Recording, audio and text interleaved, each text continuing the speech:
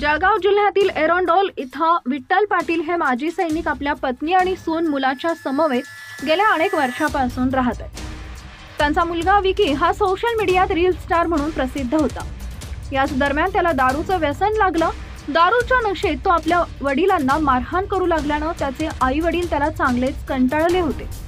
अशातच 25 फेब्रुवारी रोजी देखील विकीनं मोठ्या प्रमाणात मद्यपान करून आपल्या वडिलांना मारहाण केल्याचा प्रकार घडला। त्यानंतर वडिलांनी आपल्या भावाच्या मदतीनं आपला मुलगा विकी याची गळा दाबून हत्या केली आणि त्याचा मृतदेह गावालगत असलेल्या धरणाच्या ठिकाणी पुरून टाकला। मुलाच्या हत्येनंतर बैचेन झालेल्या विठ्ठल पाटील यांनी राहत्या घरात गळफास घेत आत्महत्या केल्यानं खळबळ उडाली होती। आत्महत्यापूर्वी विठ्ठल पाटील यांच्या खिशात मिळून आलेल्या चिठ्ठीमध्ये त्यांनी आपण आपल्या मुलाची हत्या करून त्याचा मृतदेह धरणात पुरला असल्याचं लिहिलं होतं। पोलिसांनी या चिठ्ठीचा आधार घेत तपास केला असता विकीचा मृतदेह धरणाच्या ठिकाणी आढळून आल्यानं खळबळ उडाली होती। या घटनेत पोलिसांनी अधिकचा तपास केला असता विकीची गळा दाबून हत्या करण्यामध्ये त्याचे वडील विठ्ठल पाटील आणि त्यांचे बंधू आणि जेसीबी चालक यांचा सहभाग असल्याचं प्राथमिक तपासात निष्पन्न झालं।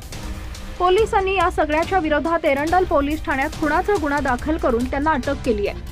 विकीच्या त्रासाला कंटाळून आपले पती विठ्ठल पाटील यांनीच त्याची हत्या केल्याचं विकीची आई आणि विठ्ठल पाटील यांच्या पत्नी संगीता पाटील यांनी म्हटलंय।